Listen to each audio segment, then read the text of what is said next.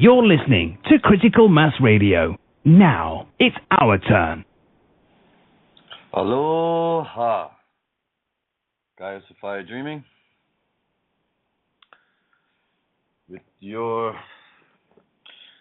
host, Mike, speaking here, tuning in, sharing the heart, sharing the essence of our soul, tuning in with the dreaming of the being we call the planet we live on.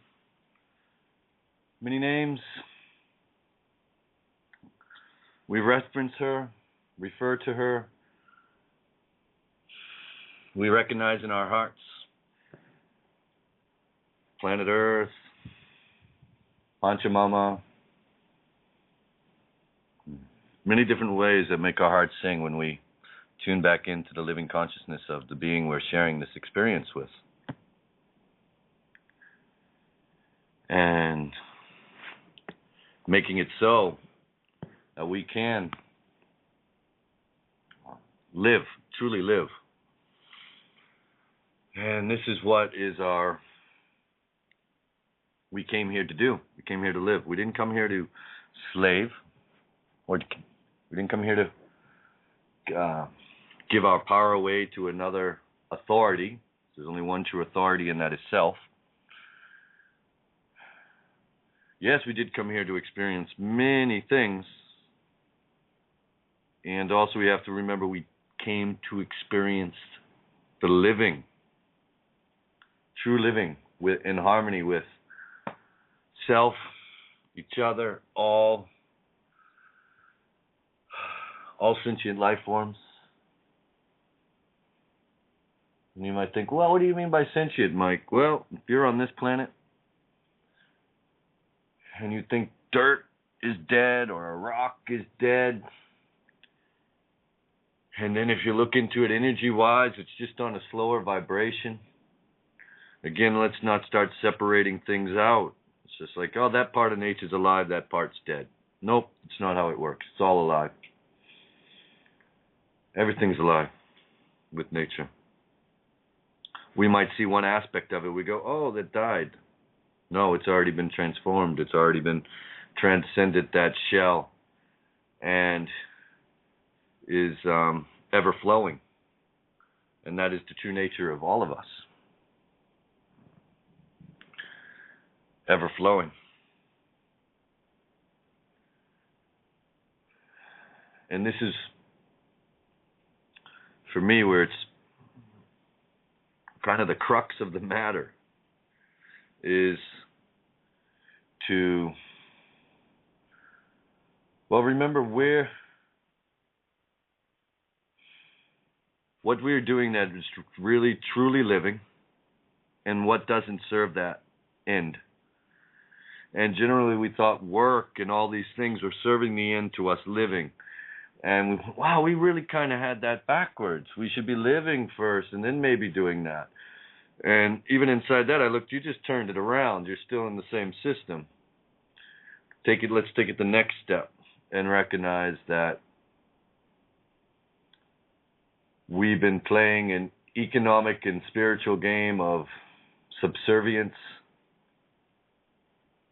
slavery, which basically means you have a master. You're serving someone else who's telling you what to do, because you haven't remembered or recognized that you don't need anybody to do that. You have yourself. And you're a wonderful, magnificent being of truth and love and beauty. And you can trust your core to guide you wherever you need to be. And first and foremost is to not run away from your own heart. And what's coming really clearer in my imagination is that you can't run away from it. When your feet are on the ground and you recognize the fields you're playing in, she's like, how can I run away from love? It's everywhere. It's the air I breathe. It's in the water I drink. It's in everything that sustains me. And this is what we recognize when we stop the limiting programs. We tune out the thoughts that externalized our self-worth and played in the busyness game, where we exchanged false currency with each other and started blaming each other. Hey, that isn't what you gave me. And yeah, it never would be. It was false currency. So how could it be exact? How could it be an honest exchange? Again, these are exchanges and tradings because it's a false currency. When we're not dealing with that type of currency, we're dealing with the heart, soul, essence. We're dealing with the divine abundance that is freely shared and given to all. When we recognize this, well, then we recognize the inherent flaw in the system we were playing within, which is, wow, my feet are on the ground. I recognize this divine abundance. But when we play over there, it's all the false light. It's the false currency. And in that realm, there's no honesty. You truly can't be honest there, because what you're dealing with is inherently not honest. And when you take ownership of this, you realize it's not honest for a reason. It's not for you to blame it. It's for you to recognize the part of self that you've kind of hidden in the shadow side, so you can bring up, recognize, remember, and change. Like, wow, I'm not going to share in that currency anymore. It's imbalanced. And for a lot of people, they think, well, that's what we do. That's what makes the world go around. No, it doesn't make the world go around. It makes the busyness go around. It makes, well, the insanity. We're sharing instead, and we're recognizing, wait a second, that's not what I wanted to share. That's not what I wanted to give you. So in our heart of hearts, we don't have this ill will, this ill wind that blows where we share, well, not share, it's more of a dump onto others, our ill wind, our ill will, our ill wishes. You know what I mean by ill is kind of sick, out of balance.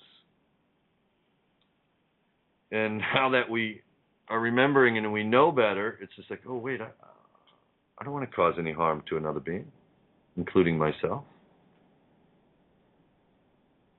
And so we're going inside. We're tuning in. We're taking back the power of our will in this wheel. We're saying this will is operated and guided by love. This is my true will, in line, in harmony with the heart. It's my true mind, in harmony with the heart, and tuned with the core of our vibration, the base, the beat of this that sends out the love signals, that sends out the signals of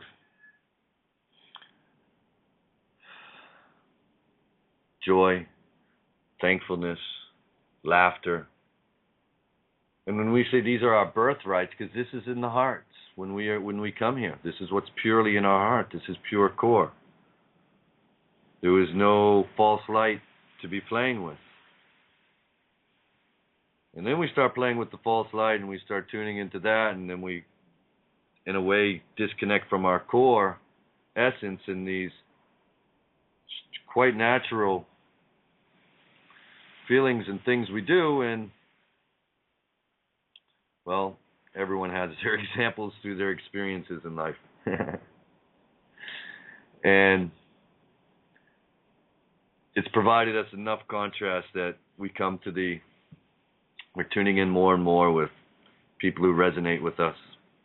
And when we mean resonate, truly resonate with us, they're tuning into the truth. They're tuning into their heart soul expression.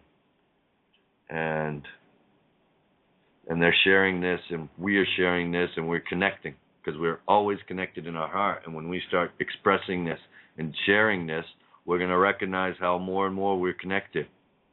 We weren't disconnected. It was just a low signal. It was kind of faded. And now that's getting boosted and amplified. The more we share the truth, the more we recognize the love that is everywhere around us. Yeah, there might be some lingering distortion in the field. But you don't have to tune into it. It's no longer the stronger signal. So change that dial in your mind or wherever you have to, and tune it back into you. That signal boosting coming from outside. That signal is coming right from your core, right from your heart, soul, essence. That's what we're transmitting, and that's what we're amplifying and sending out. That's what you're sending out naturally. That's what we're all doing. And the more we do this, that natural, organic way we are connected starts shining more and more. And so as we have this light of our soul essence from the sun, where we're one, shining on us every day, we're going to also transmit that energy of the soul of the sun from right here in the core of our hearts, right inside you. That's shining also, and that's shining as bright as the sun in the sky, if we have the eyes to see it. It has that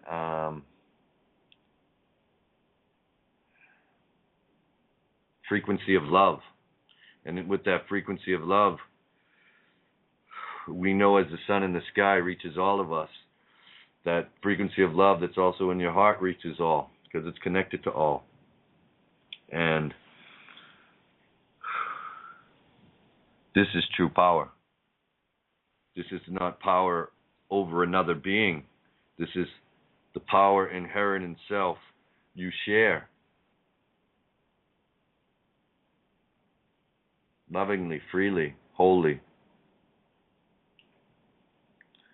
This is how we operate. Let's come up with that. This is how we live. And this is what, well, humanity, humans, beings, this is what we want. This is what the core of our being wants to do, is live and love. I want to love. They're synonymous. If you're not loving, you're not truly living. If you're not operating from your heart, you're not truly living. You're leaving out the most important part, your base, your foundation, your connection with all. And I'm most thankful to remember this and be able to share this. And thankfully I had my ears open once again to catch some messages, to tune in to nature, other loving beings sharing this. And sometimes you hear it as a whisper, but it gets louder and louder. You start seeing it everywhere. You start feeling it. And you start tuning into that. And quite naturally, you stop tuning into the bullshit. It's like, why don't I watch the news anymore? It was bullshit, poisoning your mind, dampening your spirit, closing you off in a way to your soul, to your heart. Why? Because it's distorted information. Designed, quite literally designed, to keep you in confusion from knowing self. And sometimes I call it in a backwards way, whether it was their intent or not. It was my intent that I learn from my so-called mistakes and the mistakes of others. So we can see somebody do something so-called wrong and get into a judgment blame game, or recognize, oh, that's something I don't want to do. maybe share it with the being who is doing it and go, maybe that's something you don't want to do again. And it's as simple as that. Our acts play a huge role in determining what we do on this planet. That's everyone. And we all have the power to choose to do no harm to another living being. And we still seem to be doing it on a certain level where it's still playing out. Now let's peel this back. And this is where I was going to you, into our thoughts, into our deeper or more whole essence, where we recognize these thoughts are contained in us. We have the power to control or to give energy or not to this. And so when we really think not nice thoughts of another, there's the old kind, be kind. When we think not kind thoughts of another, in a way we're calling into play actions that are going to cause harm. When we on a spiritual soul level think division, think separation, we're going to come into a play where we're going to do harm. So we can say to ourselves, oh yeah, I don't want to hit anybody or do. We can say, I don't want to say any negative words or hurtful words to anybody. Don't. But what we got to come back to is the essence is on a spiritual level, on a soul level. Remember that we're not separate. We're connected. Not in a collective way. That was the old system. That was the false light. It collected our attention and made it think that that was it. That was all. It got our attention, and we were just focused there and thought, yeah, that's our life. That's who we are. And now that our attention has been wrested free of the false light, we're like, oh, wow, there's so much more. Oh, look at this over here. Wow.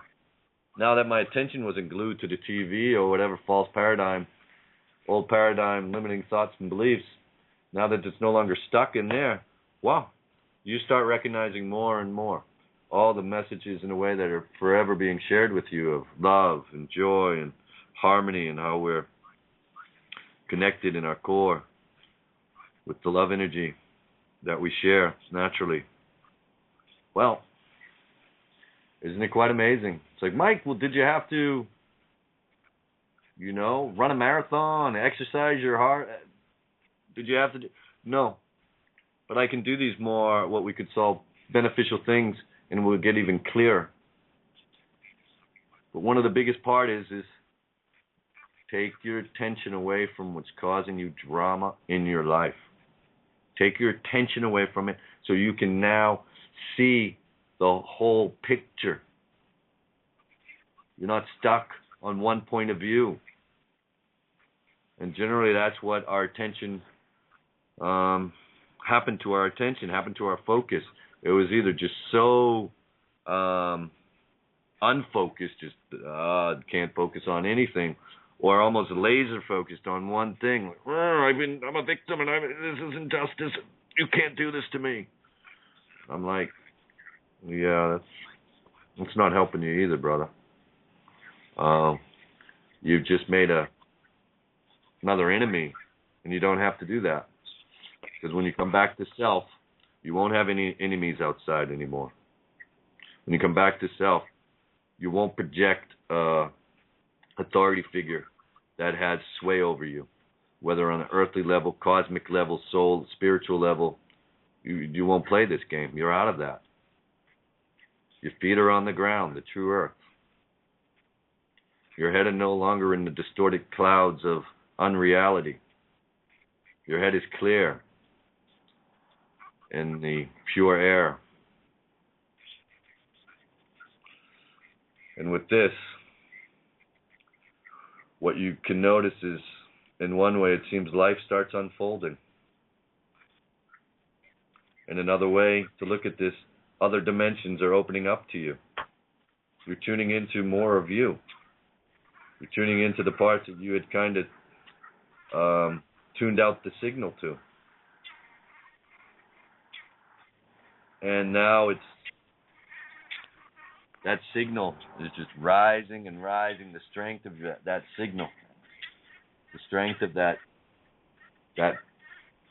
this, I'll call it, this is a bond. This is a bond that doesn't bind. This is a bond that connects, that has no strings or knots in it. This is a bond of pure love, pure energy. And that's a bond that is free. That is a bond that there's no demands put on it. That's our true bond. It's a bond that doesn't bind. It's a bond that, it shows us our connection. It shows us that, hey, together we do stand. Together we are all sharing this dream. And this dreaming that we do, let's dream the best possible dream we can. Let's use, this is the power of your imagination at play in the field of love to truly bring you your heart's desire. And this heart's desire isn't what some beings have kind of said is, oh, desires are no good. Well, guess what? If you got no desire, well, then give up the ghost already, and I'll see you later. So right there, I'm just going to call bullshit to it. Because you're here, you had a desire. You had a desire to be here. So let's not think all desires are some negative things that we shouldn't have. It's again the proper perspective of what it is we're talking about and sharing. This isn't a desire that, oh, I have to have this. If I don't have this, I'm not complete. See, that's where most people thought, oh, we can't have desires, because the trick is it. Why no desires? Well, because if you thought the desire was something that you were lacking, well, there is what we'll call the problem.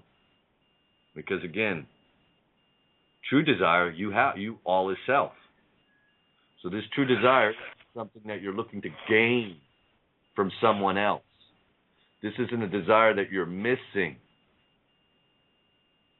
And generally that was, when we talked about desire, that's what it was attached to, kind of annotated with. And then we shared other aspects, and we realized, well, what about this? And in that process of sometimes peeling away the layers of the shit you collected in a way, and you peel those layers away because they're not yours. You just peel them away, let them go. Yeah, false reality, false reality, false reality. Oh, here I am. And so we peeled away those levels of the false reality, of the distortion. And smile comes on your face. You want to share that smile with others. You recognize the love that nature is really always flowing with.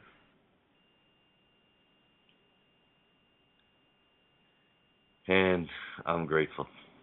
So lines are open. You can call in at 347-326-9530. That's 347-326-9530. You can go to Blog Talk, Critical Mass Radio, and follow your way from there. This is Gaia Sophia Dreaming. Monday, Wednesday, Friday. At the moment, 4 to 6 of Eire Dreamtime. And we have Outside the Box in the Emerald Table every day for all of us to tune into, connect with our family all around the planet, all throughout the cosmos, the universe, and multiverse.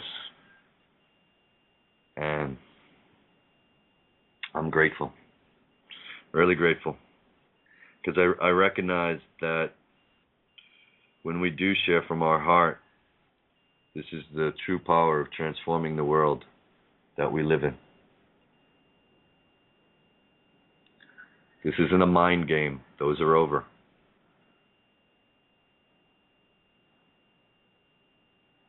And with this, I do not see linear time. I listen to some people sometimes and they're still thinking, well, what's going to happen in 10 years or 5 years? Where are we going to be in 40 and 50 years? Well, I don't know about you, because it's your choice. But for me, I don't live in that linear time frame anymore.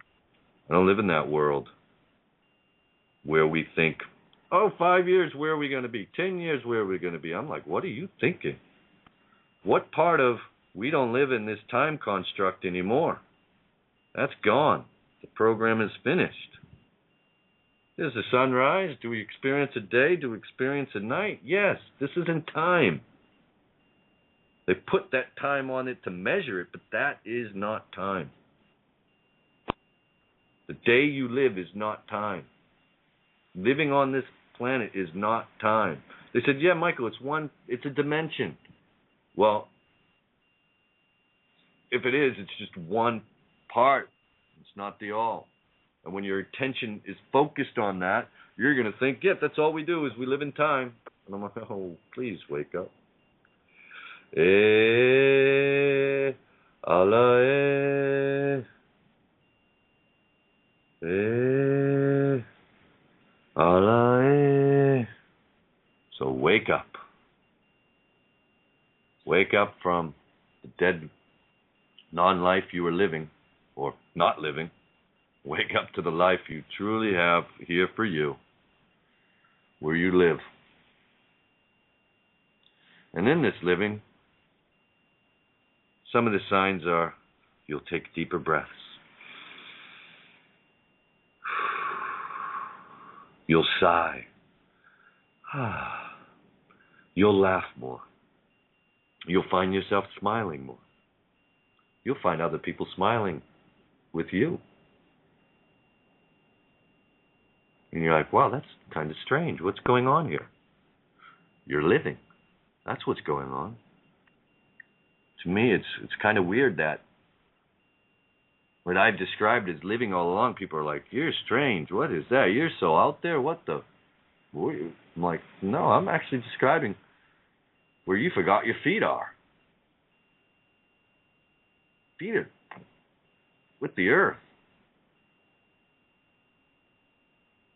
And this is living in connection with the heart. This is living. Again, we haven't been living from the heart. We haven't been living. We've been doing a half-ass job at it, if anything. Because our fuel, which was fear, is not a pure power source. It assisted us in learning our lessons that we came here to do, and now it no longer serves that function, and it's finished. So bye-bye, fear. Thank you while you were here. Maybe I'll see you another day. But I'm not planning on it.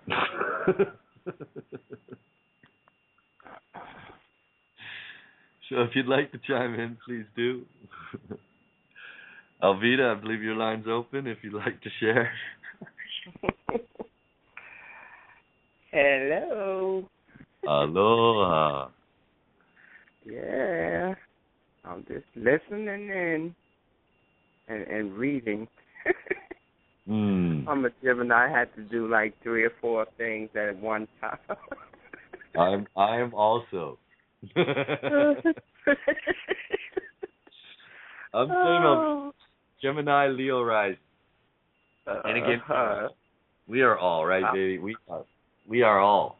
But these game pieces, Kate reminds us, we got all of them. But one of them, there's Gemini one that kind of is a strong piece of ours. We kind of take it all in, don't we, Elvita? Yes, we so nosy. We want to know everything right now. What's under that rock? What's under that rug? What's behind that cushion? What was that thought hidden in there? What's that in down stuff? What's going on here? Yeah. Why do you want to know that? What are you going to know? I'm just curious. Well, why not? That's for real. Because we are the ones that know things that people are like, how you know that? And that was before I woke up. I was like, I don't even know how I know that. I know.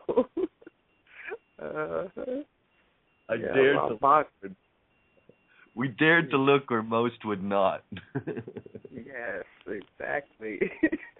Because I can read, listen to music, and listen to you too. Yep. Yep.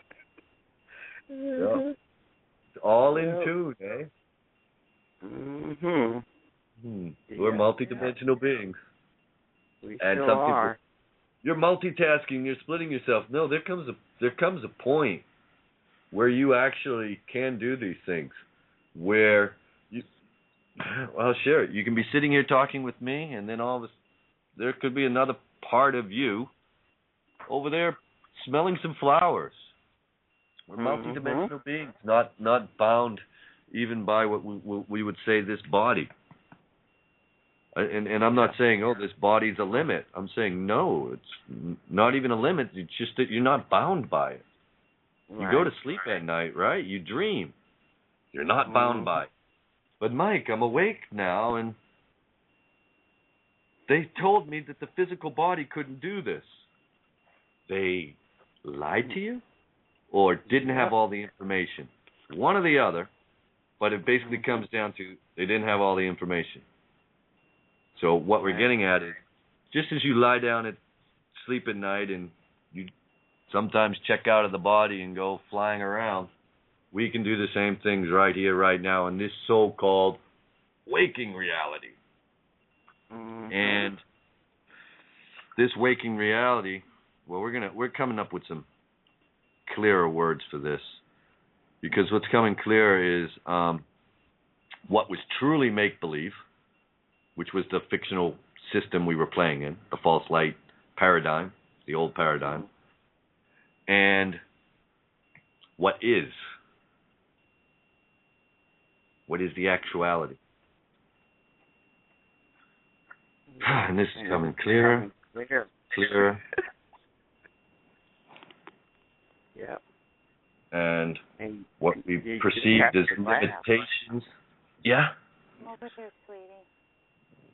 Yeah. So what we perceived as limitations, again, we perceived them as limitations because we thought there was a border between us and the universe, between us and nature, between each other. And there's actually no border. We are that,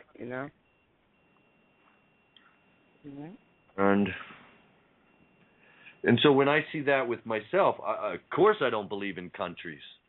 Of course I don't believe in governments or any line you draw in the sand or around yourself and say, this is mine, and you can't come in here without my permission. And I don't know where I read it recently. Maybe it was a post, and it was so spot on. This caveman is standing in a cave. He whips out his willy. He pees, and as he pees, he turns around and makes a circle around him. And he's standing inside this circle, and he goes, inside this circle, This is my land now. And the other caveman's like, yeah, sure, man, I don't want to stand inside your piss circle with you anyway. And they didn't think much of it. Like, are you nuts? What are you on about? You just pissed in the sand and now said, this is mine? This is my land? Yeah, okay, buddy. Well, guess what? That's the same thing that we all done. We basically pissed in the sand and called it a border and said, this is our land now. And then, as things went on, wrote it down on a piece of paper or a piece of bark and said, look, I wrote this down. Now I can say it's mine even more. Why? Because I wrote it down. What the fuck does that mean? Yeah. It says, this is mine. What, the piece of paper is yours? Because the words on it, what you're saying, no, I ain't buying that bullshit, brother or sister. The paper that in your hand, that paper or that piece of bark that you wrote on in your hand, yeah, I'll give it to you that's yours because you're holding it at the moment. But what you wrote down on it and said is yours, no, man, I'm not buying that. But that is the basis of this program that was running. And you see in that simple way that I'm sharing that, well, that's a bunch of bullshit, eh, Mike? Yeah. And it's as simple as that. And then they made pages of it. Look. Look. I own it. That's gonna matter. Look how many pages. Yeah, you own a bunch of pages now. You don't own the land. Don't own anybody. So that's I recognize that. And, yeah. And with you saying that just brings up the same thing that the drug dealers do. They claim turf. Like, you know what? You know, this is my neighborhood, and this is your neighborhood, and you know, so it just go on and on and on. Yeah. From the caveman days. Yes. And you know, and this is because it's that mentality. You can see the in a way the low mentality of this. Yeah. And now that you got a tie on and some fancy wig, and but look at me. What I'm saying must be true. What? Because you got a tie on and a fancy wig? Really, we should recognize that as the show it is, the charade that it is. Why the frig you got a noose around your neck, brother? Why are you trying to look like a woman? And I don't mean, well, let's take that back. Why are you looking like a clown, actually? Because I don't want to. There you go. Why are you trying to look like a clown? Oh, because I'm an authority. Tie on. I got a robe on. I'm an authority. No, you're not. Just because you played dress up doesn't give you the right to rule over somebody else. Yeah. Look at my ring. Look at my ring. I got a big stone on it. Kiss it. Kiss my ass, why don't you? Huck her up. And now get off of it.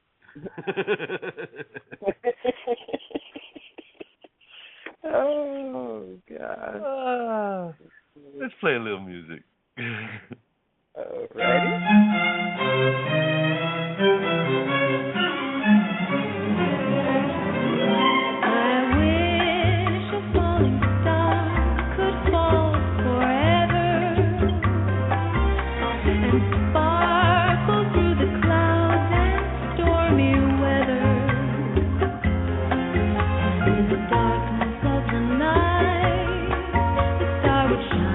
Glimmering light and hover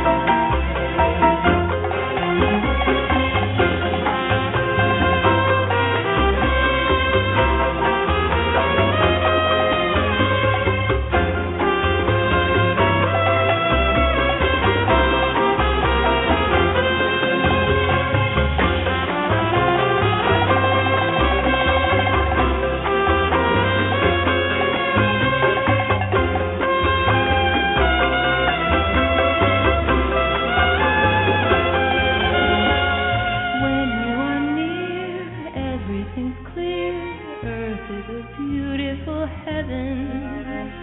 Always I hope that we shine like the star and be forever floating above. I know a falling star can't fall forever, 'cause let's never stop falling in love. No, let's never stop falling in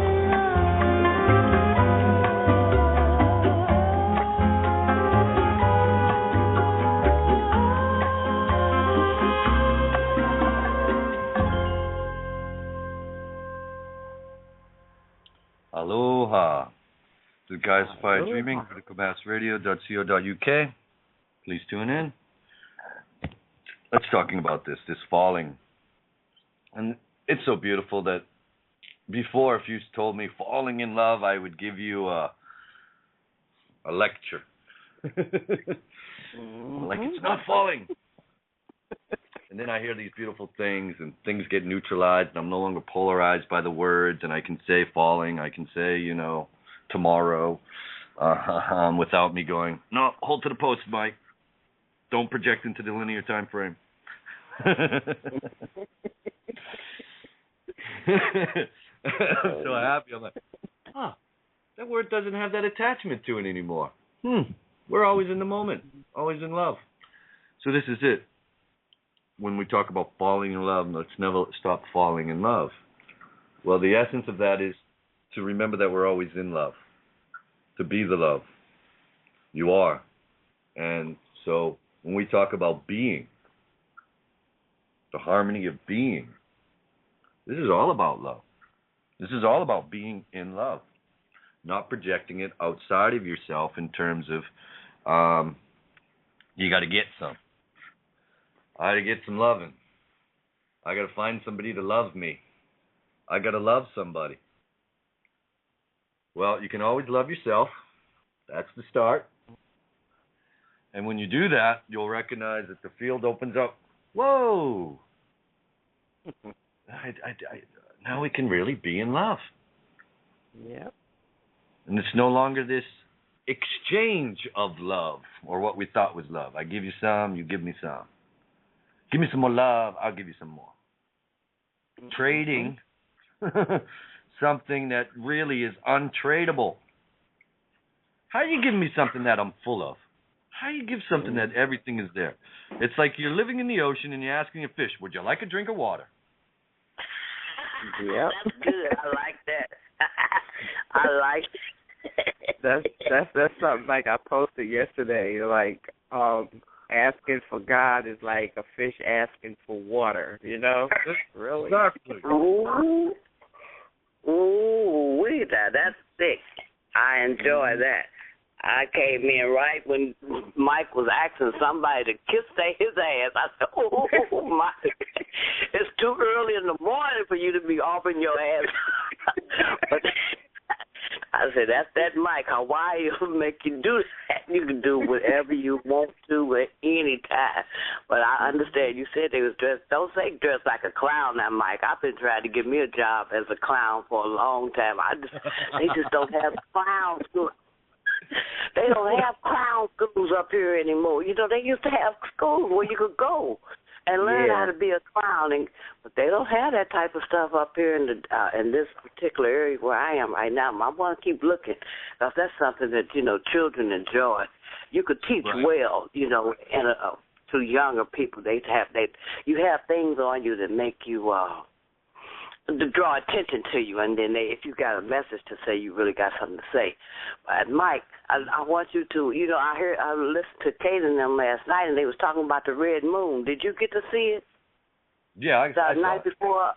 You did? Oh yeah. Well, It's a observatory out there in California, Griffin Observatory.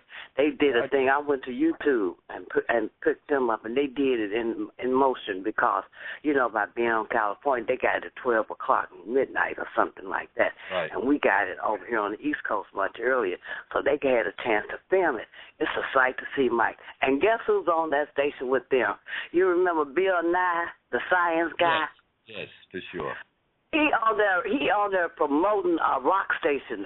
It's called Third Rock. It's a NASA. It's a science station. It's science hip hop.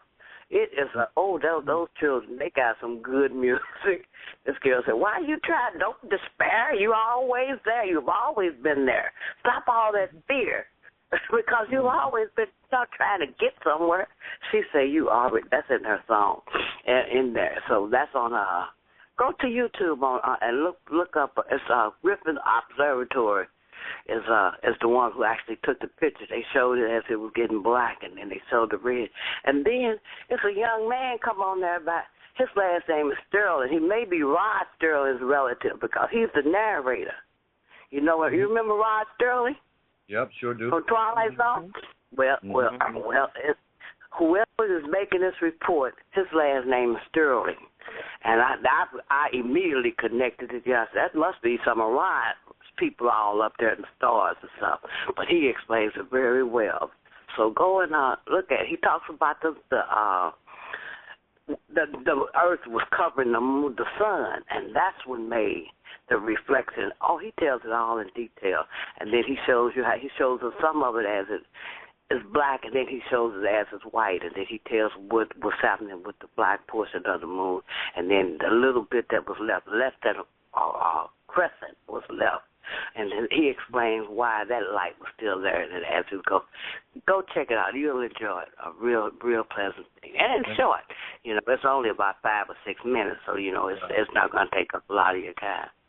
Mm-hmm. What's the name of it again? It's the red moon. They call it the blood moon. Oh, it was a the little Griffin video.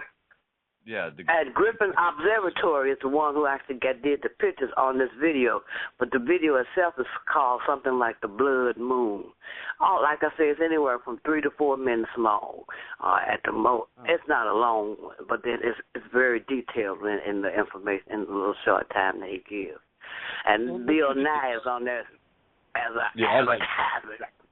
Yeah, I do. I always like that. Bill Nye, the science guy. He's still on the scene. Well, not everyone, but many people's their attention is focused up on the sky, up on the moon. What I used to do back in the day, and maybe I'll do it again if falls to doing it. Well, things have a programmable nature, I'll say, or they have the ability to. As light, transmit intent. And for me, and I've shared before, if I know a lot of people are looking at the moon, I'm going to talk to the moon and send a signal off of it, or send a signal there, so that when people look at the moon, they're getting connected to my signal. Because I know in some other ways this is happening. And so what I'm sharing is sometimes I'm shown how to infuse love into many different places or things. For example, we look up at the night sky and we see the stars twinkling. And we might think, well, what are they? Science tells us this. Astrology tells us that. And for me, I was just like, what can I use this for? All this light shining here, what can we do? What is the pure intent? And how can I magnify that? And this is how I recognized that nature is always sharing with us, always giving, not just in the the physical bounty. She's sending us messages of love. She's sending us feelings of calm. She's sharing with us so much. And like I said, our heart doesn't stop beating. We're doing the same thing. And so if we want to look at the moon and the stars and the planets and stuff like this, in a way, we got to come back to, as we do our own heart, soul, essence, everything. We got to come connect to their heart, soul, essence. So let's say someone's walking down the street and they got a scowl on their face. Yeah, They're kind of sharing a rainy, not even a rainy cloud. They're kind of sharing a dark cloud, right? It's just like you can tune into that, right? Or you're from like maybe across the street and you know this cat and you're like, hey, Johnny, what's happening, man? And you just say whatever it is and you kind of like dispel that dark cloud and he smiles. And all of a sudden he's connected to his heart. And I gotta see that Barbara's neck. And now instead of projecting that dark cloud out of himself, he's shining this light from his heart. And so when I see the stars in the sky, I'm reminded of that. Imagine that everyone has that. Some call it the all-spark, that source we have inside of us that is the center of our being. And so look at the stars up at the sky at night. Imagine that's the same thing reflecting back. And that we remember that all that star shine, all that starlight is now sharing that heart, soul essence from its core. Connecting to our cores. Connecting everyone on the planet. So again, this is as above, so below. As you can see it within your body, you can see it across the planet with people, with the other beautiful beings we share this with, share here with, and then you can take it up, and you can look at the stars. And if you want to imagine beings in other dimensions or other planes of existence, them also. And it's not them, it's us. Because again, there's no separation, there's no boundary. I didn't piss around me and say, this is mine. I don't have any borders or fences. So like this, hey, I was never separate. And if we were never separate, we recognize the duality game clearer and clearer. How we, in a way, project this false paradigm onto others. I don't know, I'm saying, well, Mike, is that person you? No, don't get confused here. It's just that when all is self, you recognize this, and self is all. There's no more division. You're not in a dualistic mindset to see things as outside or inside. You're no longer seeing another as separate from you. You're no longer even, your ego is no longer playing that game. And this is the power, people. This is what I was sharing with earlier when I hear people still talk about 5 years, 10 years, or whatever. I'm like, that's a mind control program. Stop it. Really, please, stop it. Because you don't know. I've watched it before, and I'm like, take a deep breath, Michael. Dispel that fear. Solutions don't exist in another time frame where we project again, say, poverty in 10 years. I'm like, you're buying the mind control program, brother. Because all solutions exist now. Everything that you thought was a problem on this planet between each other is solved in one instant. Because the other part, once it's dissolved fully, I don't even think it has to reach that state. It's dissolving, and that's the fear.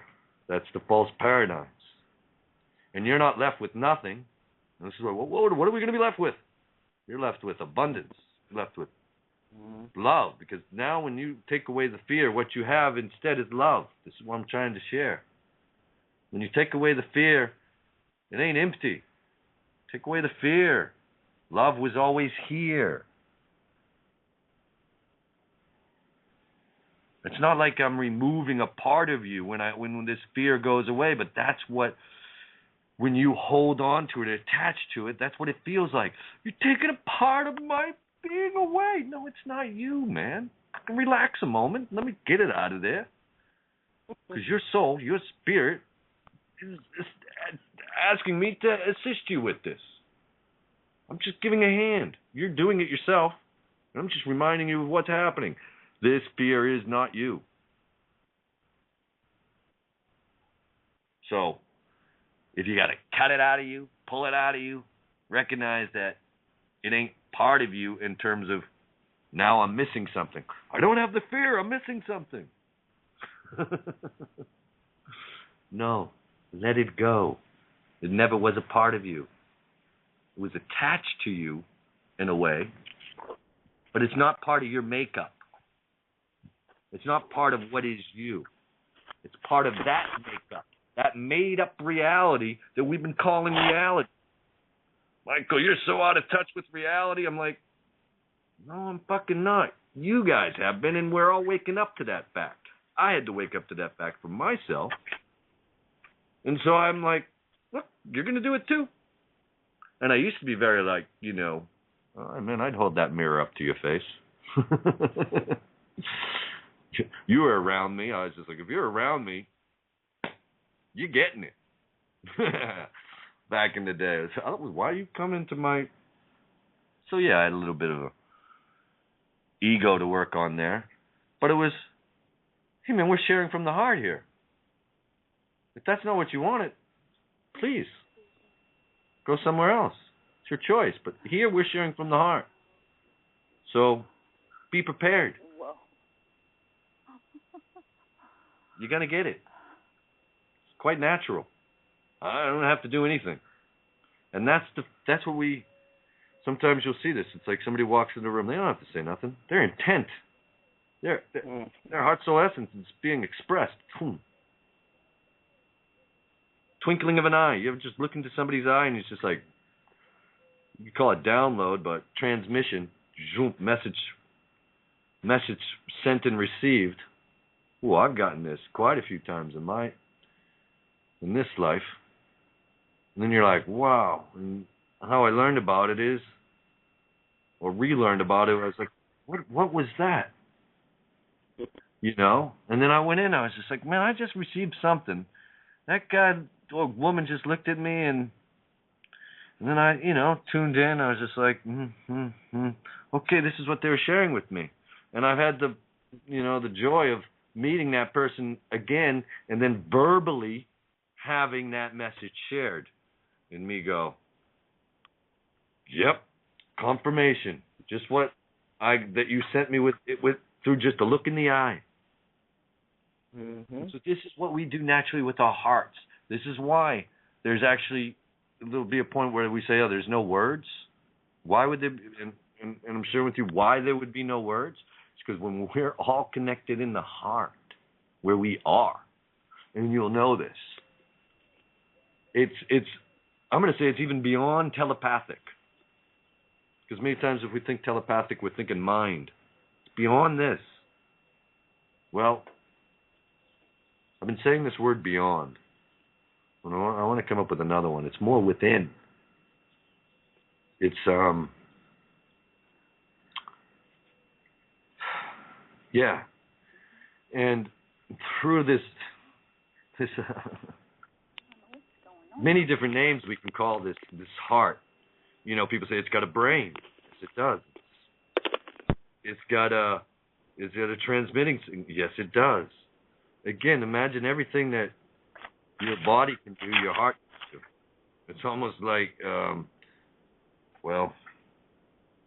again, your center of control or where you run the ship is no longer in your head. It's in your heart. This is what I'm trying to get at. And from here, this is where you live in harmony with all things. This is where your true joysticks, this is where you hold on to your joysticks. You don't hold on to your joysticks in your left side of your brain and your right side of your brain and polarize here, polarize there, roller coaster. Wow, man, that was some heavy shit there. And that was, we're no. And that's what happens when your joysticks are in your you think is your mind or your ego or your brain. Could be different things. And that you think is running your ship. And so all of a sudden you realize when the divine masculine, the divine feminine, in tune, you become, you're into the neutral, you're into the 0 point, you're in the bridge, you're in harmony, you're in balance, boom, you're in the heart. That's the connection. You're out of the brain, the polarized points of view, and now you're in tune, top to bottom. And you're in your heart now, you recognized. Why you're in your heart? Oh, Michael, is this a confined space? No, now you're in your heart, and the whole universe opens up. Where would you like to be? You're all points and in between. You're everything.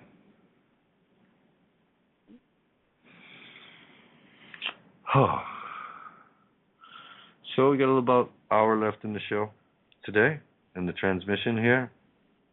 Transmission with the heart. Gaia Sophia dreaming. Let's truly use the power of our imagination to tune in with the dreaming that really shares this. Again, it's timeless. This is where I was getting at earlier. All solutions are now. Everything is in the present moment. Your heart doesn't live in the calendar. Love isn't a linear time expression. The energy that the ground you walk in doesn't go by that calendar. The old system of fear and duality did. You can still look at a calendar, but you're no longer recognizing it as that old system. And with this, we really have to do. If you think 2000, and I'm still tuning into others and checking them out and still checking out how different time frames people are referencing things. And for me, I'm like, man, am I the one who's once again being extreme here? And I'm almost like, no, I don't think I am. I'm in 0 point. We all are. We're beyond time. We're out of that paradigm. So when you recognize it, that's where you truly live. You truly live here, beyond that old paradigm, beyond that time. So then to think, 2015, 2016 to 2017, we have this window of opportunity with the stars lined up like this, and we are going to have another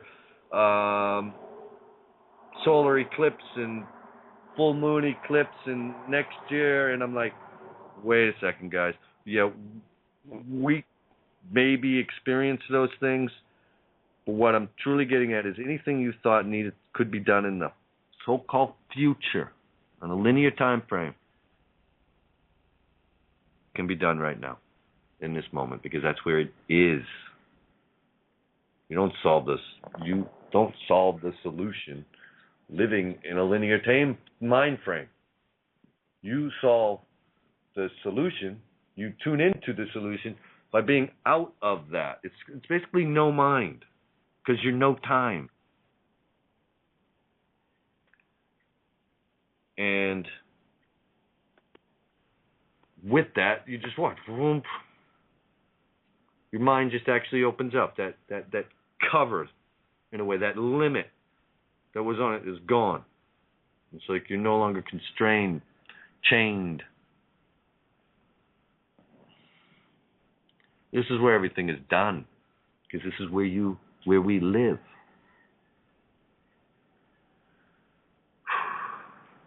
I'd like to read something.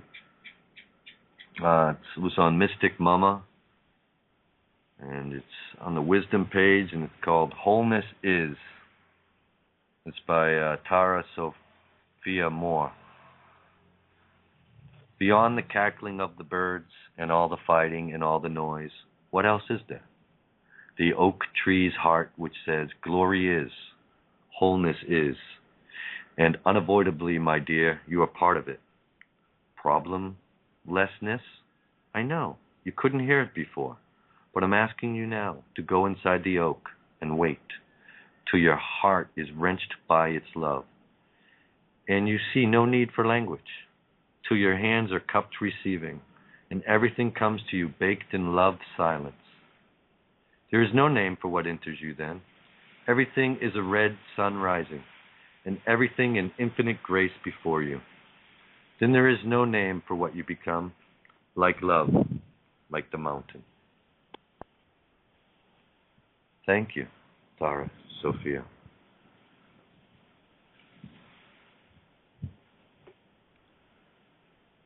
So as you can hear, as you can see, this beauty, it ain't just you. It ain't just me. It's this lovely we. And we are recognizing, because we're resonating with this, and we're recognizing it more and more. And others are sharing more and more, and we're like, and it ain't strange anymore. It's just like, hey, you got the same message as me. And I'm like, yes. And you know why? Because we're not on a different planet. We're tuned in right here in the heart with the core. So of course we're going to tune into the same message. This is the truth. And we're recognizing it in the lovely different ways we're each uniquely expressing it. We're like, wow, what a beautiful way to share it. And this is what we have for us now. This is our birthright. This is where we live. This is where we're at. So take whatever that,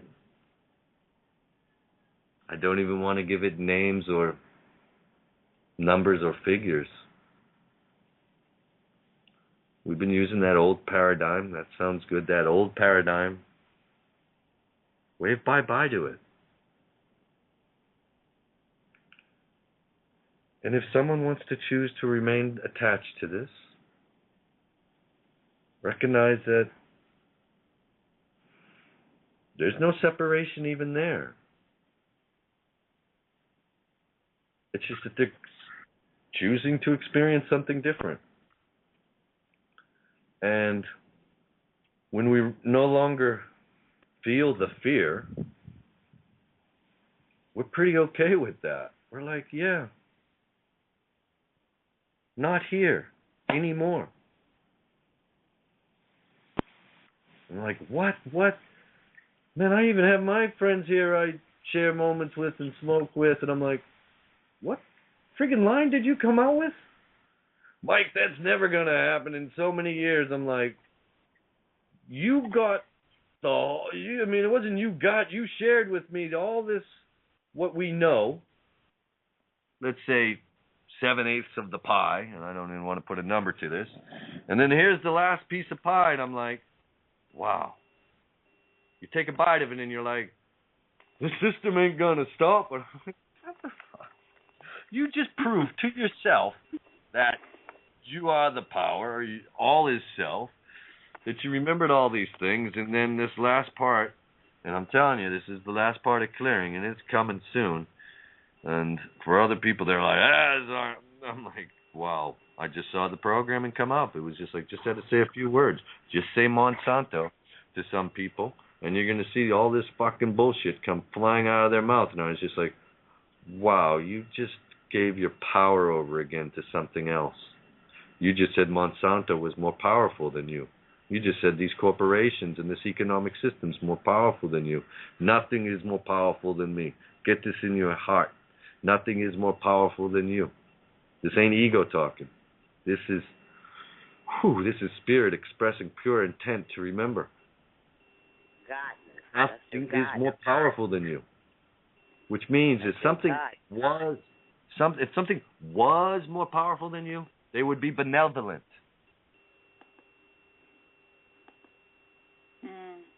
It wouldn't cause you any harm.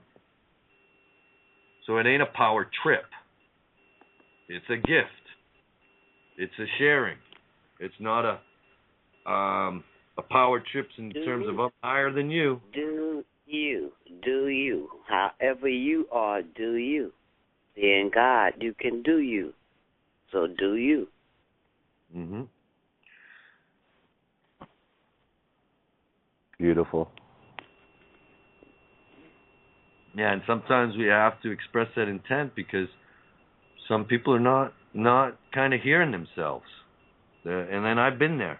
It's just like you just, in a way, you discount yourself. That's the old program, was to kind of not recognize your own self-worth. No, I don't have the power to do that. Hey, look, when I say there's no Monsanto, it's not because I pulled a power trip and said, I'm the big bully now, get the fuck off my planet. You know? You can, you God. You can say that if you want to. You God. No, There's no restrictions. That's true, Barbara. And I did it in a lovely way. I said, look, you can't operate in fear anymore. If you choose to do, see you later. Bye. You're no longer welcome on this ground. Aloha. Aloha. I didn't cut them off. I didn't say now you're separate from me. Just you're going to go play in another field. No longer here. Now, because we have that free will choice, beings can still make that choice. I'm finding it harder and harder to really see. It's not even a question of believe. I'm finding it harder and harder to see how somebody would make that choice, knowing what I've been shared and knowing that, hey, Mike, you weren't just shared with this. Everyone got that. Everyone gets this message. It's not like you got it before. No, we're continuously receiving this message of love, receiving this message of truth, continuously. Whether you think, nah, I'm not tuning into that station is always broadcasting to you, believe me. Know this. So when I look, I'm like, I have a hard time seeing people making that choice. It's pretty much comes down to it. There's one rotten piece of fruit, and there's one fresh smelling piece of fruit, and you go, nah, Mike, I'm choosing the rotten one. I know. It's my free will choice, but I want the rotten. You just said it in your words. You said you know. That's the difference. See, the reason that you can't choose the rotten fruit is because you say you know, whereas the other person is saying, I believe. And those two words, you know, you done grew from belief. You've experienced it enough where you have no longer just believed it. Now you know. And that's the growth. And according to us being in the age of Aquarius and us saying that Aquarius is the spirit of knowing, then you have grown. But that rotten piece of fruit who's still believing, which Santos taught us was in the spirit of Pisces, we've outgrown that. They are still back there in that Piscean spirit of believing. You know, I told you that Macy's had that a big promotion. I believe, one Christmas series. I believe. But we are not. That wasn't for us. You have to realize if you are a knower, you cannot be both. You know, you can't serve two masters. You can't be a believer and a knower. Right. And I mean, you can believe up until the point until you experience stuff and you get to know. you get to know. Belief should believe you. We should be to the point where we getting to know because we came through that believing experience, and we're not dummies because we got educators or people like Kay and people who've taken time to study to bring us up from our beliefs and to knowing and our sureness. We're gods, and so however we see that God on the outside of us, we should have those same feelings about ourselves. Wow, God is so powerful. God, everybody get up on stage when they get awards. I want to give thanks to God for it. Then I give thanks to my mother and all that type of stuff. Well, we're that same admiration that we have for that outside God, we should have for ourselves. And then that would make us walk with our chest up. And we won't even get to see the people with the frowns because if we obey earth, wind, and fire, we're keeping our head to the sky because the clouds tells us why. So if a person is down lower, smiling, if we could see a person frown, our eyes are too damn low. We need to pop them back up a little bit higher because we're getting into a danger zone that we don't really have to live in, since we are people of knowing abilities and not just believing. Here, Barbara. Right, knowing abilities. We are people of knowing abilities. And that's why, as I described, I'm kind of having a little, seeing it because I know that it's not just me. It's not just you. People are, in a way, willfully choosing to remain ignorant, to remain in that belief system. It's because, as you said, we have moved. The ground has changed. I'm sharing with you. That has transpired. It has happened. And now, that's why we say there's no more fence. Barbara says it's either believing or knowing. I'm telling you, the believing one is gone. And if you choose to hold on to it, I'm waving bye to you. I might visit. I'm not sure. And I know eventually, well, it's still your choice, you're going to come to knowing. Because, well,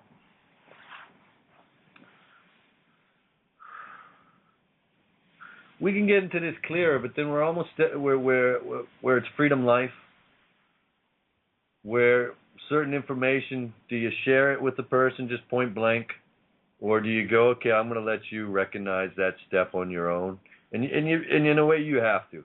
You can share with them, but people have to make that step. What I'm saying. So you can bring them right to the door, you can bring them to the bridge, you can bring them right up to there, and this is what I'm saying is what has happened. And what's actually even happened now, we've actually all crossed over the bridge. She's saying, I'm standing outside of this world. Right. We are already here. So as Kate was sharing, I'm standing at the post until everyone gets through. Remember how she shares this? Well, I know this position. And in a way, everyone went through. Everyone's crossed the bridge. Everyone's into knowing, the field of knowing. No longer Piscean, it's Aquarian. In terms of you want to look at it from that perspective. So this is why we're saying, where this earth coming strong, this vibration, this resonance. And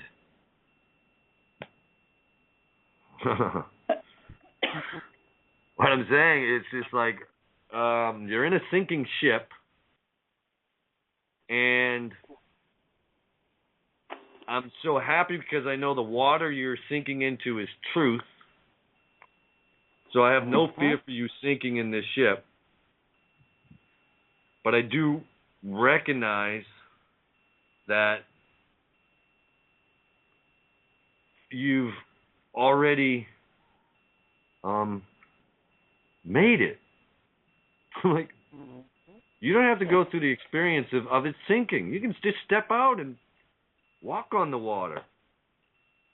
Swim through it. You're one with it. You're not separate from it. As long as you're in that sinking ship of belief, you're going to be fearful of sinking until that fear dissolves, and you remember that your ship is in complete harmony with the water all around you. Mm-hmm. And so I'm cool with it. It's just I'm trying to share. I am sharing the fact that, hey, we can keep looking at the people sinking in the ship, so to say. What's really more important is ourself tuning in and realizing, hey, I crossed the bridge. Let's start living. Yep. But Mike, we got to save some people. They're over on the other side. No, they're not over on the other side. They crossed over. Everyone's crossed over. They're over there in that lake that's 1 foot deep, and they think they're sinking in fear still. Do you see this? Oh, I see the people in the world. I don't have a problem 5-10 years. I'm like 5-10 years. They think they're drowning and they're flapping in water. It's an inch deep. Right. That happened to me when I was about 26 or 27 years old. I'm in a hotel swimming pool.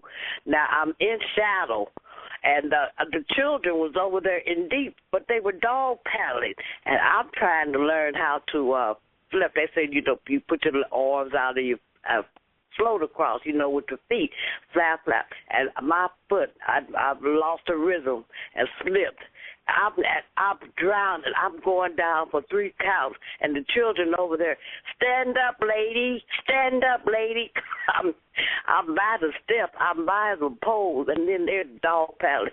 I looked over to those little brats, and they wouldn't even come over there. They knew that I would pull them down, and they kept saying, stand up, lady. I'm in a shadow. 3 feet of water drowning, and I'm 5'7", and it took those children to tell me how to save my life. And I stood up, and of course, I was safe.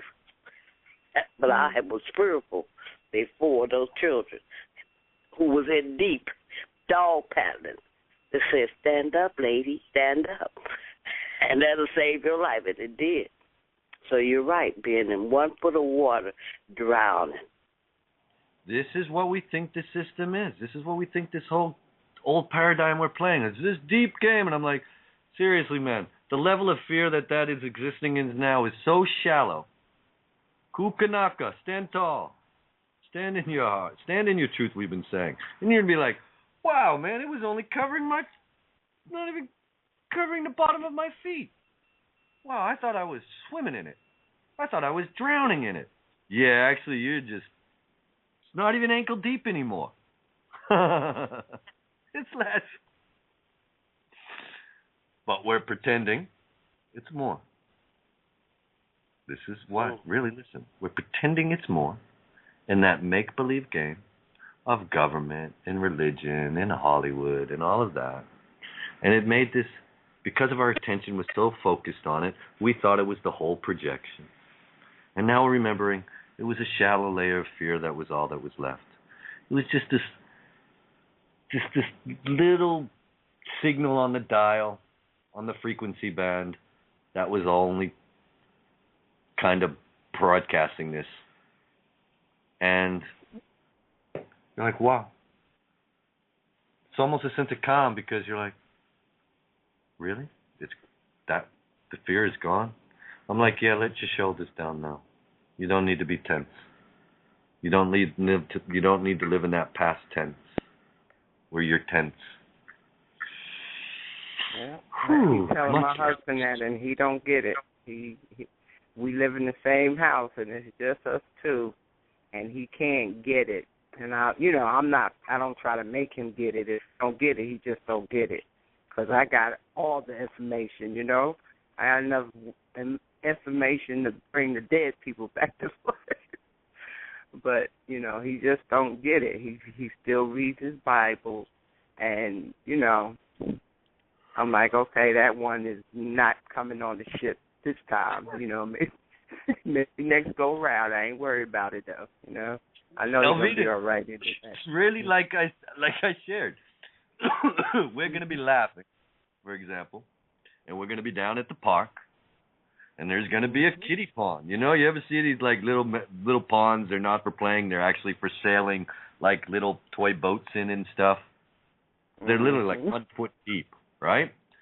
And there's going to be like a toy boat, and this big hulk of a man is going to be sitting in it, and we're going to be on the side laughing because he's still in that chip of fear. We're going to be on the side laughing. With his spirit, we'll be laughing. With his soul, we'll be laughing. He's like, look at this one part of me still thinking this. We're on the side just laughing. Yeah, look at this one part of you, man. Wow. He hasn't quite seen where he is. Yeah, he's still imagining. Or he's still believing, he's not imagining, he's still believing this old bullshit instead of imagining truly where he is. Yeah. And so what it's going to come to, it ain't this nuclear stuff, man. That power has already been null and voided, man. Wow. Yeah. And so I look at it like that, it's going to be, oh, man, because it's going to be laughing fun. This ain't this, if you want to call it awakening, isn't one of shock. It isn't going to be like, oh, fear. You want laughter and cheer. Because that's what happens when the fear goes. You laugh, naturally. Exactly. Yep. And with that, all the lines are open. Anyone like to chime in, please do. Good morning. Aloha, Kate. Oh, yeah. Happy New Day. Happy New Day to all of you. Something said I got to show up here today, so yeah, the giggles proved it. Lots of neat stuff already unfolding, and I haven't been at the helm that long. But just to let you guys know, just having a little Facebook chat back and forth. I hope I can pronounce the name properly. You know me and pronoun saying things, right? Ingen Sigurdsdottir. She is the one that's exposing Norway, the happiest country on earth myth, and awakening the Norsemen. So she's playing a critical role, and she's been texting back and forth. It's neat to see how many people are connected to who, and she's been a part of the listening table for quite a while. So I've asked her if she would. I'd love to have her on the table. But just to give a little background on her, she was born into a religious and politically active family. This is what's on Red Ice Creations. Her grandfather was a prominent Norwegian politician for 20 years and head of the leftist party. She has degrees in, wait for it, languages and social sciences. So, taught at university, high school, and alternative. So this is a walk and talk and powerhouse with background and well, she's going to be sitting at our table. She knows what's going on, right? So, looking forward to.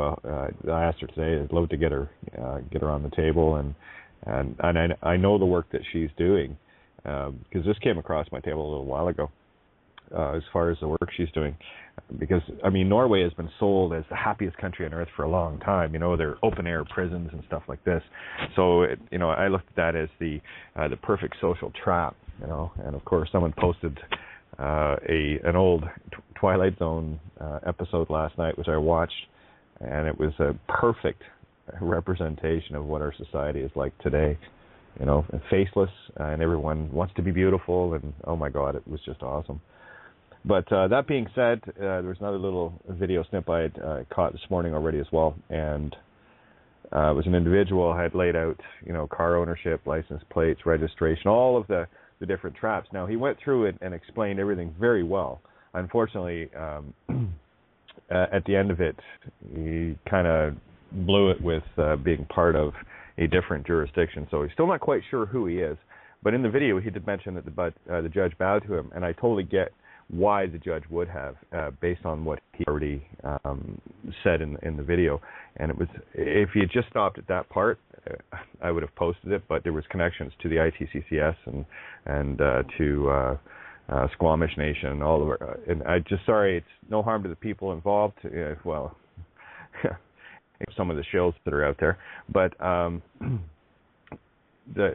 what he had displayed is exactly what we're talking about, where I think the average individual would be a wake-up call for them. So I'm going to see if I can actually just edit out the last bit of garbage that he talked about. Thankfully, it was at the very end of it, so the most important stuff was right there where it needed to be.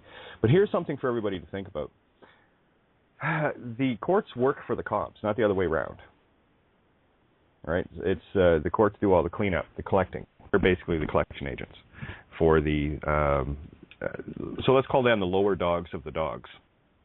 Okay, and you see the power that we're talking about right now, and I keep going back to March 14th. Okay. Because when you can disembowel and castrate the police, you've castrated the court system, you've castrated the government, you've castrated everything in the system.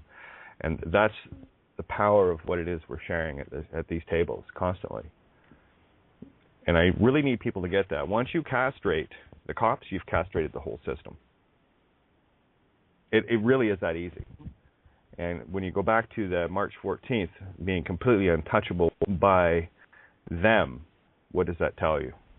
That tells you that you've castrated everything, nothing. This is why it's so important for people to get this, because once you know who you are and you do that, you don't have to worry about your car, your family, your house, or anything like that, because nothing can come at you. It cuts it all down. That's why the cops are the front line.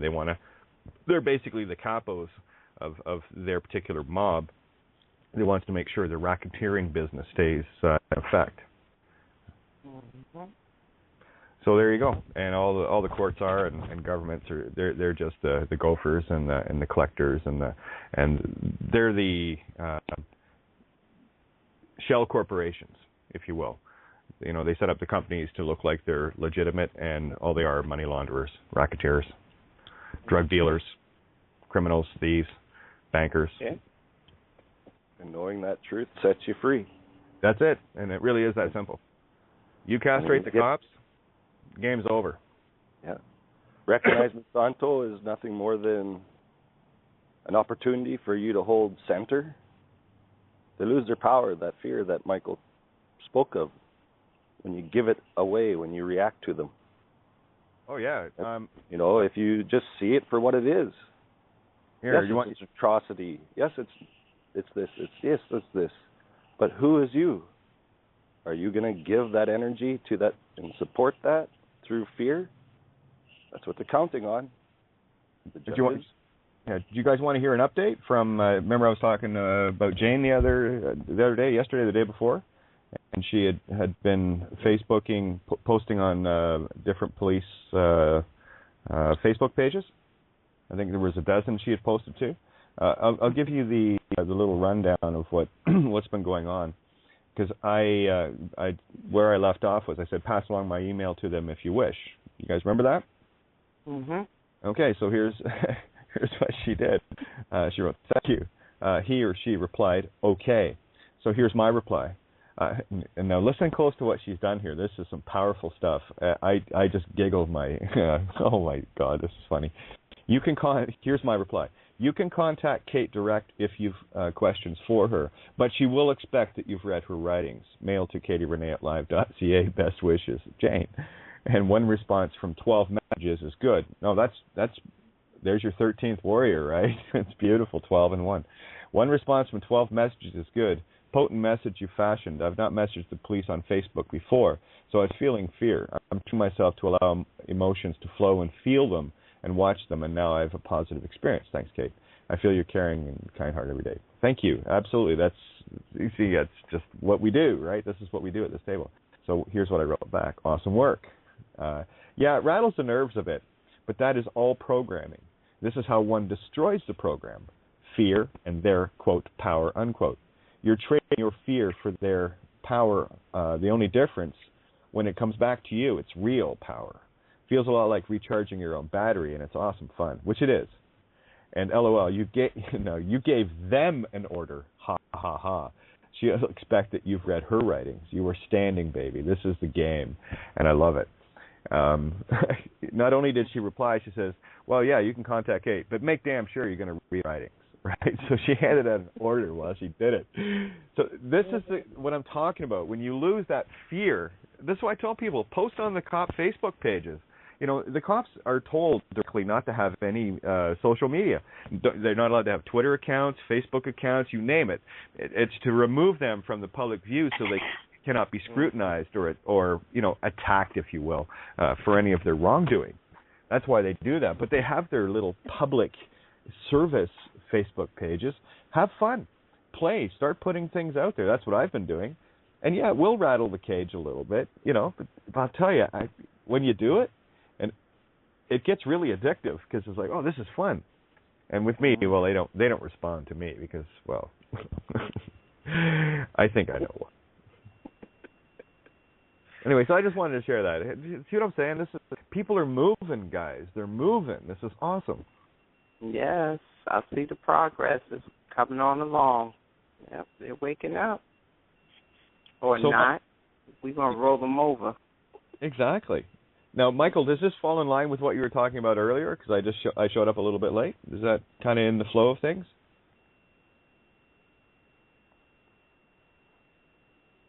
Whoa. No, I don't say we got that quite literal, Kate. Okay. We were somewhere in the Dreamtime. Oh, okay, cool.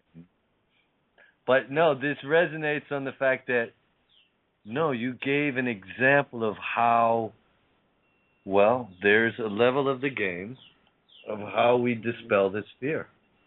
How you recognize that what you thought this big game in and the pieces that still parts of us that play that role, that's kind of been part of the perpetuating of that old paradigm. It's just like, because they're still playing that old role. And these are the, you know, the authority game we speak of. So, yeah, in that regard, you're bringing it up totally, which is, yeah, look at this. This is still one of the main roles that we attach fear with. Whether it's in your life or not, that game is still being played around you. Like you said, just go and, like, even if, like, you live way out in the country like I do, and where generally that doesn't come into my reality. But again, it's brought to my awareness that it's still going. Like a friend just the other day said, "Hey, Mike, we know." Well, and quite clearly, even where I live and here in the islands, that Monsanto has a big position. And this isn't just Monsanto, some company. This is another aspect where, you know, we can get into all that GMO, but it's this old paradigm. And I'm like, yeah, we're going to see it in different ways wherever you live, where we know that old game of fear is cleared. So game is over. We're just clearing the board. And by showing how, look, even the so-called bad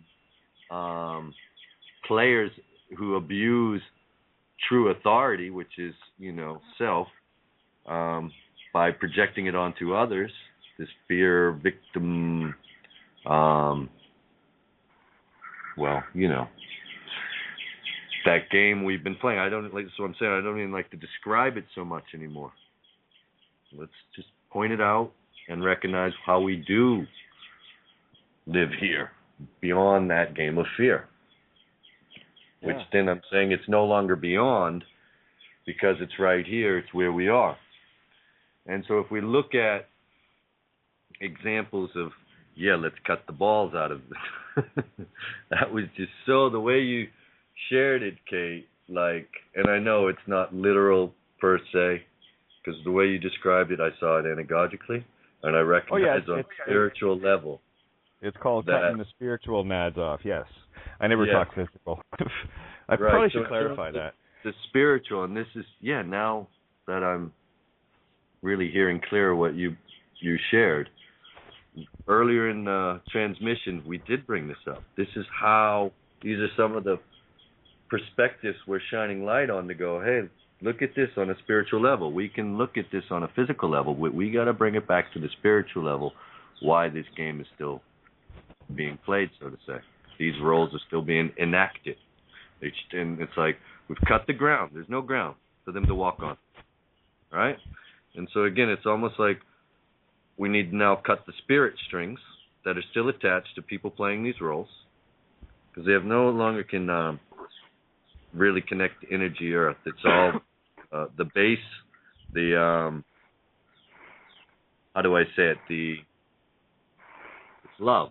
This is the vibration, that the frequency now that is. I don't want to use the word dominant. What would you say here? The base. This is the where everything is flowing from. It's a dominant frequency from that base consciousness that we're finally regaining that solid ground. Where this is the difference between building your house on the sand or building it on rock. And what we're doing is building the house on rock.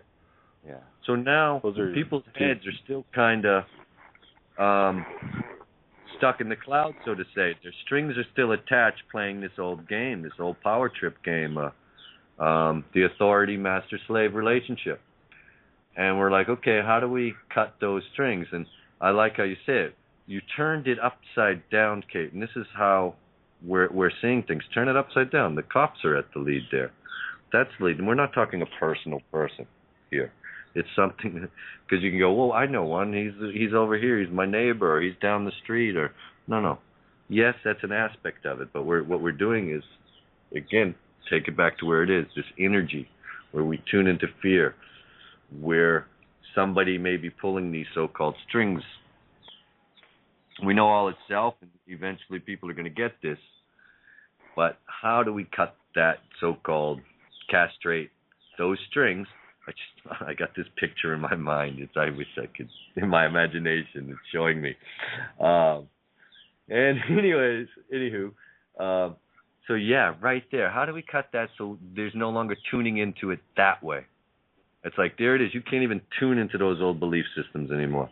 That's what freedom life is here. That's what your soul is asking for. That's what the ground you walk on is.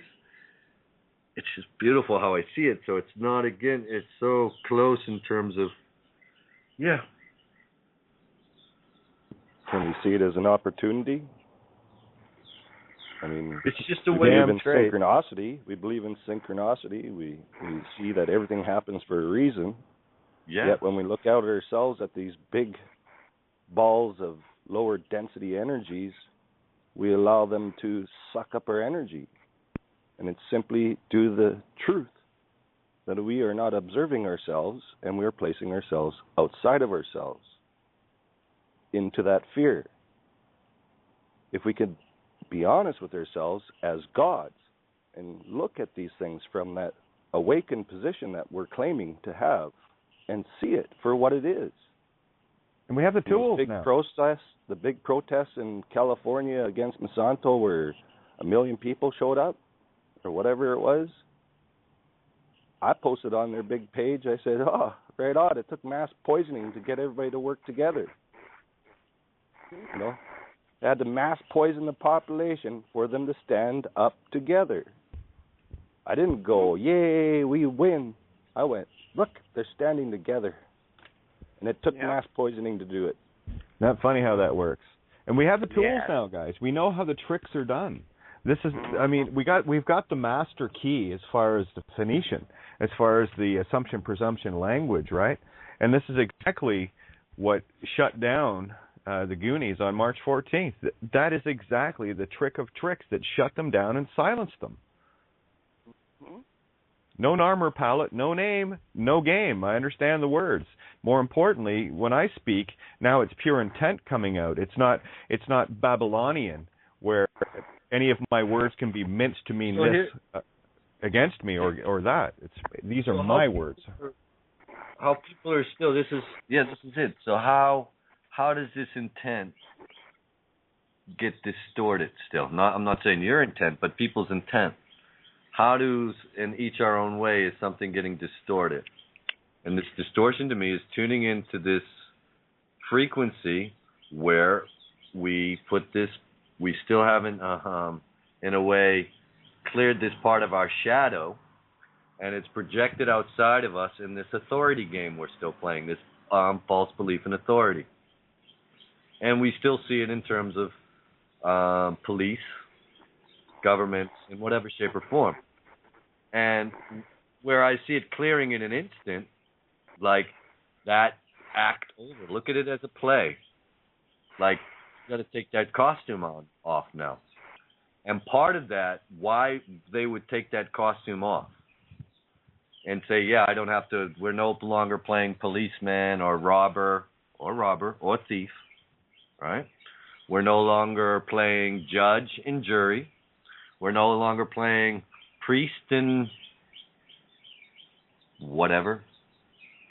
We're no longer playing those roles. So really, in life, as you would go to the theater to see them put on a stage, in the so-called real life, same.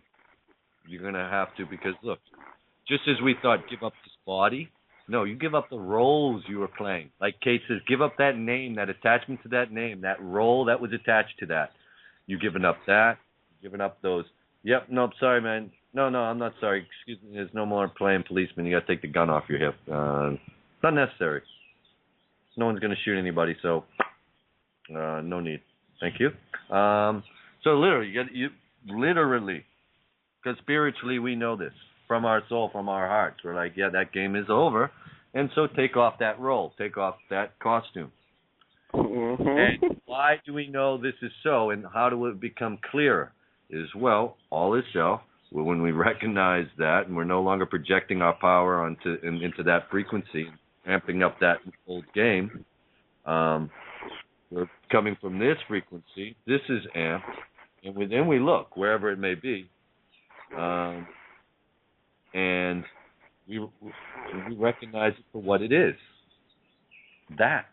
And so, if you live Pono, which basically is we're living in a conscious way where we're not going to cause harm to anybody because, well, our feet are on the ground, in the earth. We're coming from love. So no harm to another being pretty much comes with that. No, it's 100% with that. Beyond numbers, beyond parts. It's you coming from love. There's no more harm. So like this, take off those robes. Take off that costume. We're not playing in the circus no more. We out. Right. Circus is over. And so people would say, well, I've shared, they're like, Mike, well, what's going to happen? People are going to treat each other and hurt each other. I'm like, realize this isn't Mad Max. We've been living Mad Max, and there's been this void. This is the whole Kabbalah thing. Before you got Das, and it's the void, and you have to cross through it. We are this. The other parts were the fucking game.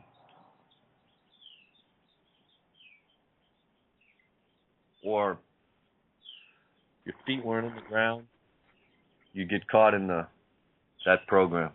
Your feet on the ground, program. All those that showed us separation in a way. We reconnected in the heart. Or let's say it even clearer, we're always connected, retuned into the heart. Retuned with this. And so the fear that you could tune into and still play that game is gone. And the big part of it is we realize we no longer need a policeman, an authority figure to make us safe or to keep us safe from someone who is going to cause us harm. Right? Because that role is also finished. Take off the mask, take off the camouflage. That role is finished also. Because that is one that we played when we believed in separation and duality. That's finished. Thank you. So that's how easy the game is up. That's how quick. Well, that in one moment, people finally realize, oh, I don't have to. Oh. And that money thing that was attached to it, Mike, I don't need to go get a paycheck. No, man, you got everything with divine abundance, brothers and sisters. Yeah, money, you burn it if you want. I was asked a very potent question many years ago. And I ask myself it every time I'm before one who's generating or helping me generate emotional energies. And it's simply this. How would you react, Darren, if the one before you was God?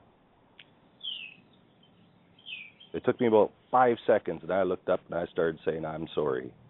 Because I remembered all those moments that my reactions would have got me struck down if the one was before me was God. And it's that simple. Ask yourself, as the one in front of you is screaming, trying to write you a ticket, whatever it is, they're trying to hold you accountable for their emotional stuff. Just ask yourself, how will I react to this God? And I assure you, it won't take long and you'll see the opportunity to choose your spirit, your soul, your ruh. It's a gift of you.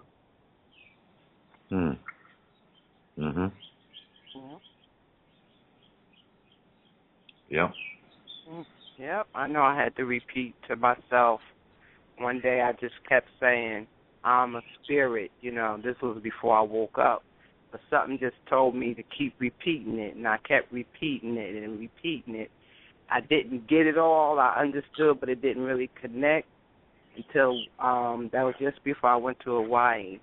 And once I got there and breathed in that fresh air and that energy, that's when it hit me. And it was like just a big pile of everything just left me, and I just felt like I was just floating. So, you know, nobody could give that to you, you know. That's something that comes from the heart and from that Christ mind, and it's such a joy, you know. I was so happy till my sister was about to have me committed. Oh, yeah, it was crazy. They had to do a divine intervention with this minister and his wife. Wow.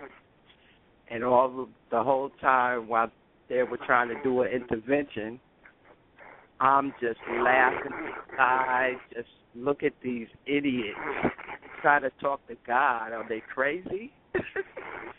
Oh, I just still laugh at that. But that was my experience of waking up, and it's awesome. That's all I could say. Nobody could take it from you, and I'm in my power, and I'm staying there, and I'm sharing as much as I could with everybody. And I know everybody's not going to get it, but when it's their time, they will, because I live in the house with the Pisces, and he don't get none of it. So he's into the stars and the TV and all that stuff. So. That's all good. If people I'm learning from him. If people don't think if people in the quote normal unquote society don't think crazy, you ain't playing right. Yeah, exactly. It's that simple. You ain't playing right. So if they're thinking you're crazy, you're on the game, baby. So play. Yeah. Yep. Well, do you know the easy answer for that one that I love to share with people? Oh, okay. Well, apparently wars and everything else is normal for you. Okay. No, I just want to make sure that we're on the right page here. You want to support the system that murders children. I personally think that's a little crazy, but, call me crazy for saying that, right? Right. Unreal. Yes. Yep. That's what we're saying. Unreal. And that's the really unreal. That's the real make-believe. And everything, it's all backwards. Exactly. Yep.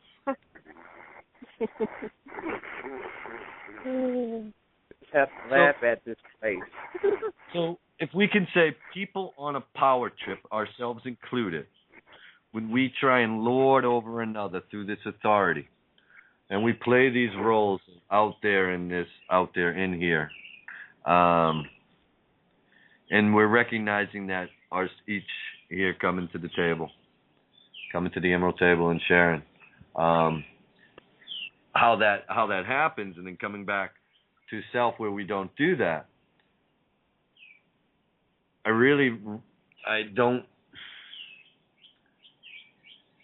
don't see so many. I see the majority of people not playing that game or not choosing to do that. They might mess up during the course of the day and still do it and go, Yeah. Do I, as Kate remembers, okay, is that what you really want to intend and choose? So it's like, no. All right, you made a mistake and you reminded yourself, so don't beat yourself up on it. So if everyone's getting that reminder, and they are at this moment, that simple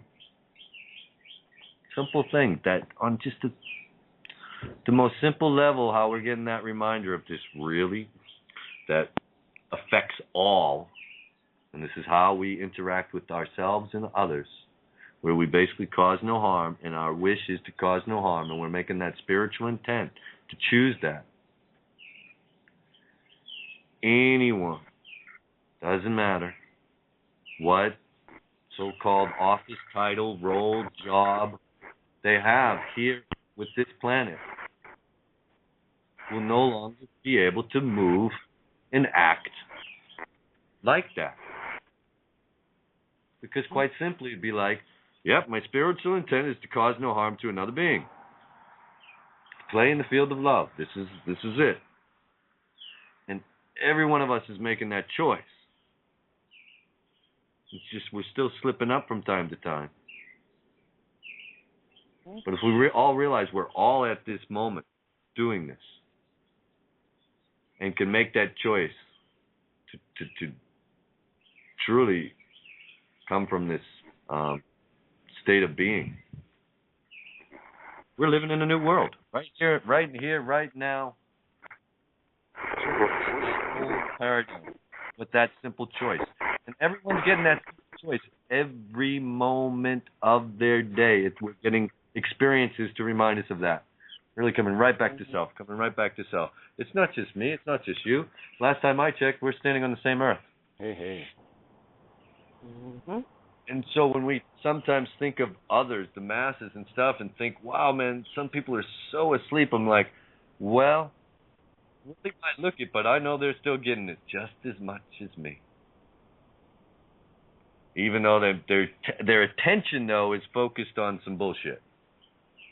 But they're still getting it. They're still receiving it. Our hearts are open. And it will come very, I feel, soon and rapid, do not even describe what I'm feeling, that everyone will recognize. Will be like, yep, here it is. Wow. Their attention will just be boom. And there's no more looking away from it. And that's you. That's me. And that's the love we share and be.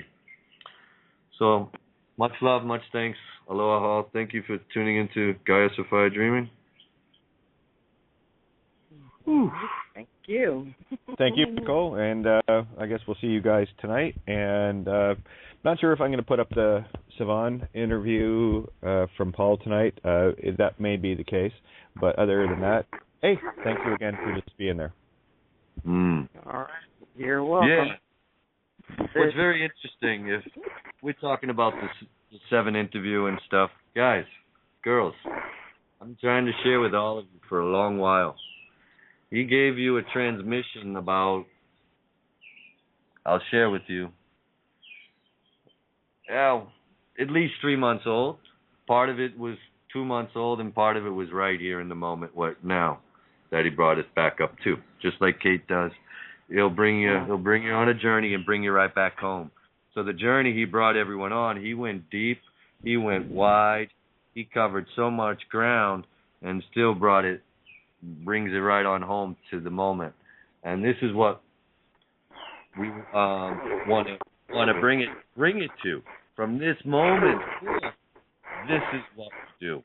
This is the meditation and the dreaming that we're doing. And so, yes, it's good to, in a way, tune everyone back in, and sometimes we have to. It's wonderful to do that, but let's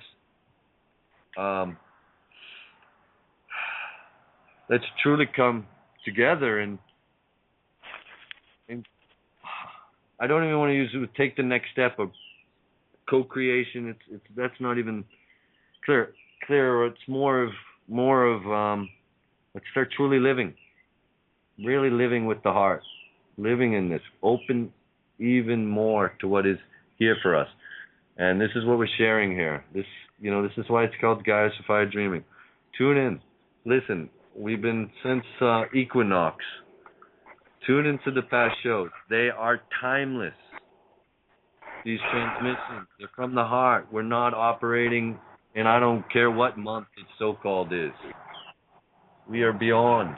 We're within, and this has now become without. There's no more boundaries between the spirit and the physical.